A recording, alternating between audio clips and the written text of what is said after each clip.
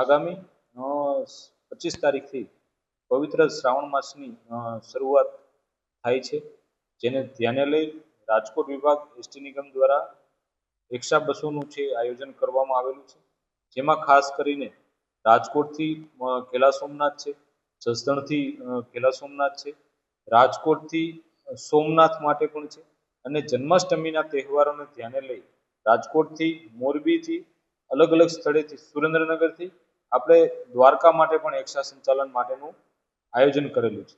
સાથે સાથે મુસાફરો આ દરમિયાન અમારા જીએસઆરટીસીમાં ઓનલાઈન રિઝર્વેશનની પણ સુવિધા આપવામાં આવેલી છે. તો www.gsrtc.in અમારી વેબસાઇટ છે, એની ઉપરથી બુકિંગ કરી શકે છે. મોબાઈલ એપ્લિકેશન છે જીએસઆરટીસી ઓફિશિયલ, એના ઉપરથી પણ ઓનલાઈન રિઝર્વેશન મેળવી અને પોતાની ટિકિટ છે એ કન્ફર્મ કરી શકે છે.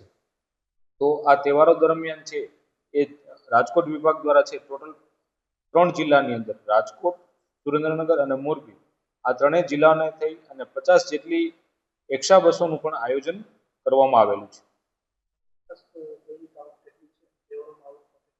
હાલ રાજકોટ વિભાગની એવરેજ દૈનિક આવક છે એ 60 લાખ રૂપિયા આસપાસ થવા પામે છે, પરંતુ તહેવારો અને રિક્ષા સંચાલનને ધ્યાને લઈ અને એપ્રોક્સિમેટ 70 લાખ રૂપિયા જેવી પર ડેની આવક છે એ રાજકોટ વિભાગની થવા પામશે તેવી ધારણા છે.